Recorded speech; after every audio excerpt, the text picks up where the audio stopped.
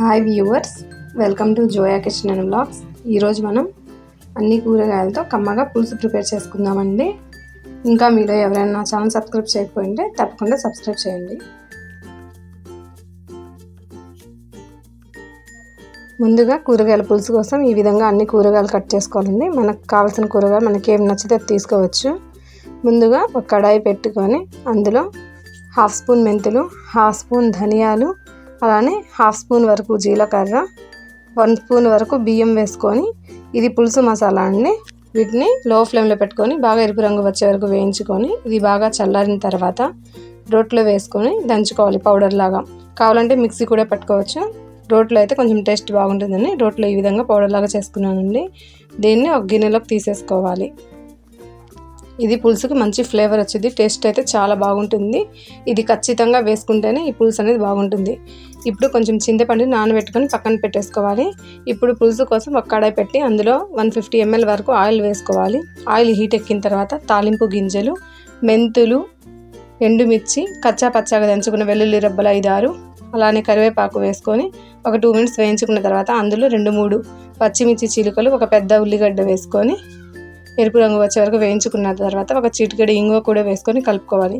ఇప్పుడు ఇందులో మనం కట్ చేసుకున్న కూరగాయలు ఒకదాని తర్వాత ఒకటి వేసుకోవాలి. నేను ఇందులో క్యారెట్, దొండకాయ, మునక్కాయ, దోసకాయ, టమాటాలు, వంకాయలు ఇలా తీసుకున్నాను. మీరు కావాల్సిన కూరగాయలు మీరు తీసుకోవచ్చు. చామదుంపలు కూడా వేసుకోవచ్చు, గుమ్మడి ముక్కలు కూడా వేసుకోవచ్చు అండి. ఇప్పుడు ఇందులో మనం 1/2 స్పూన్ వరకు పసుపు వేసుకోవాలి. అలానే 2 స్పూన్స్ వరకు కారం వేసుకోవాలి. ఇప్పుడు మనం రుచికి సరిపడినంత ఉప్పు వేసుకోవాలి. ఈ విధంగా పులుసు అనేది వండుకుంటే చాలా మంచిది ఆరోగ్యానికి కూడా. వీటన్నిటిని బాగా కలిపేసుకొని వాటర్ ఏం వేయకుండా ఒక 5 నిమిషాల వరకు మూత పెట్టించుకొని మగ్గించుకోవాలి. ఈ విధంగా అయితే ఉప్పు కారం అనేది ఈ ముక్కలకి పడుతుంది.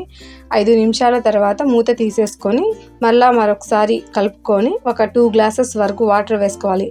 అంటే ఈ ముక్కలు అనేది బాగా మునిగే వరకు వేసుకోవాలండి. ఇలా మునిగిన వరకు వాటర్ పోసుకొని మూత పెట్టి 10 నిమిషాలు హై ఫ్లేమ్లో పెట్టుకొని ఉడికించుకోవాలి. ఈ ముక్కలు బాగా ఉడికిపోయినాయండి. కావాలంటే మనం ముక్కలు తీసుకొని చేతితో ప్రెస్ చేసుకొని కూడా చూసుకోవచ్చు. ఎందుకంటే ముక్కలు మునిగిన తర్వాతనే మనం చింతపండు గుజ్జు అనేది వేసుకోవాలి, లేకపోతే ముక్కలు అనేవి ఉడకదు. ఇవైతే ఉడికిపోయినాయి. ఇప్పుడు ఇందులో మనం నానబెట్టుకున్న చింతపండుని గుజ్జు తీసేసుకొని ఇందులో వేసుకోవాలి.